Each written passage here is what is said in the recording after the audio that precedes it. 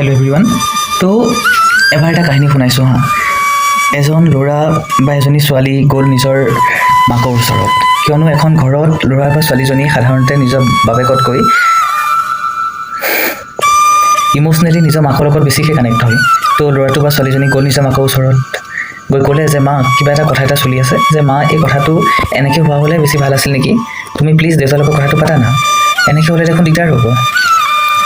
এতিয়া বহুতখিনি কথাত সেই ল'ৰাটো বা সেই ছোৱালীজনীৰ অভিজ্ঞতাটো কম হৈ থাকে, তো সিহঁতে সেই ডিচিশ্যনটোৰ গভীৰতা বুজি নাপায় আৰু প্ৰায় ডিচিশ্যনটোত ভুল কৰি দিয়ে, ঠিক আছে।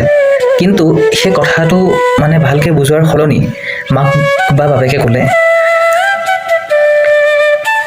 তই এতিয়া সৰু হৈ আছ, তোৰ এতিয়া কোনো ইনকাম খোৱা নাই, তই যেতিয়া ইনকাম কৰিব পৰা হ'বি তই তেতিয়া কথা কবি, এতিয়া সৰু হৈ থাক, তোক যি কাম দিয়া হৈছে সেইটো কৰ, বা তেনেকুৱা ধৰণৰ কিবা বেলেগ এটা কথা কৈ দিলে। এতিয়া হ'ব কি জানে, যেতিয়া লাহে লাহে ল'ৰাটো ডাঙৰ হ'ব বা ছোৱালীজনী ডাঙৰ হ'ব, সময়ৰ লগে লগে সেইবিলাক কথাই তাইৰ হৃদয়ত এটা গভীৰ চাপ এৰিব। এই চাপটোক আমি চাইক'লজিত কওঁ দ্য কনফাৰ্মেশ্যন বায়াছ। এতিয়াই কথাটো কি বুলি ক'ব, এটা মেছেজ যাব যিটো চিৰস্থায়ী হ'ব।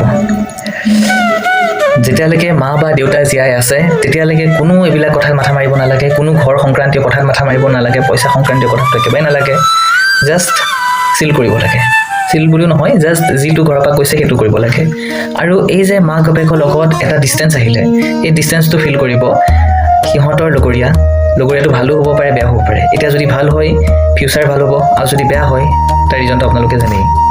আৰু আপোনালোকৰ কিছুমান ৰিলেটিভছে যে আমিতো বেছিকৈ মৰম কৰোঁ, যদিও বা মৰমটো দেখুওৱা মৰম এটা হয়, ঠিক আছে।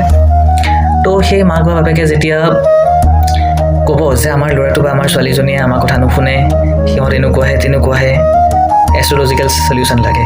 এজ এ এষ্ট্ৰ' কাউন্সেলাৰ মই সদায় কথাটো কওঁ যে চাওক, তেনেকুৱা ধৰণৰ কথাবিলাকৰ মানে লগত এষ্ট্ৰলজি কোনো কানেকশ্যন নাই। দৈনন্দিন জীৱনত ঘটা কিছুমান কাৰণৰ বাবেহে তেনেকুৱা ধৰণৰ ঘটনাবিলাক ঘটে।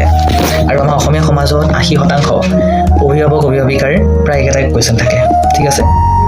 তো তাৰ কাৰণে কোনো আপোনালোকে মুকুতা পাথৰ পিন্ধিব নালাগে, কোনো পূজা পাৰ্বণ কৰিব নালাগে, জাষ্ট এটা সৰু ৰিমেডি কি জানে, এতিয়া ভিডিঅ'টো চাই আছে নহয়, এতিয়া যাওক ধুনীয়াকৈ নিজৰ ল'ৰাটো বা ছোৱালীজনীৰ লগত বহক, কিছু সময় দিয়ক সিহঁতক, বহক। আপোনালোকে সিহঁতৰ মাজত বহুতো নতুন কথা উদ্ভাৱন কৰিব, আৰু সিহঁতেও নিজৰ মাক দেউতাকক যিটো ক্ষণত হেৰুৱাইছিলে, আচলতে হেৰুৱা নাই, বাট মিছ কৰিছে আপোনালোকক বহুত বেছি, বহুত ভাল পায় আপোনালোকক, তো উভতাই পাব।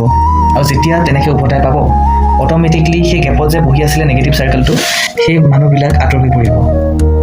আৰু য়েছ, আপোনাৰ ঘৰটো আপুনি যেনেকৈ বিচাৰিছিলে তেনেকৈ আগৰ দৰে হৈ পৰিব। এতিয়া মোক এটা কথা কওক, এতিয়া এইটো কৰিব নে আপোনালোকে মণি মুকুতা পাথৰ আৰু কিবা কিবি দান দক্ষিণা এইবিলাকো চকত কৰিব? চবতকৈ বেষ্টটো এইটো হয়। এতিয়াও যাওক, এতিয়াও দেৰি হোৱা নাই, সিহঁতে আপোনালোকক বহুত মিছ কৰি আছে, বেছি দেৰি নকৰিব। কাৰণ বহুত দিনৰ পৰা আপোনালোক অপেক্ষাত বহি আছে যে মোৰ মা বা মোৰ দেউতাই মোক লৈ কেতিয়া গৌৰৱ অনুভৱ কৰিব, মোক লগত কেতিয়া ভালকৈ বহি কথা পাতিব। আজিকালি কি হয় জানে, একেখন ঘৰত থাকিও মানুহবিলাকৰ মাজত এটা বেৰৰ সৃষ্টি হৈছে, আৰু এইটো হোৱাৰ প্ৰধান কাৰণ এটা আছে আপোনাৰ ছ'চিয়েল মিডিয়া। তো প্লিজ এতিয়াই যাওক, দেৰি নকৰিব।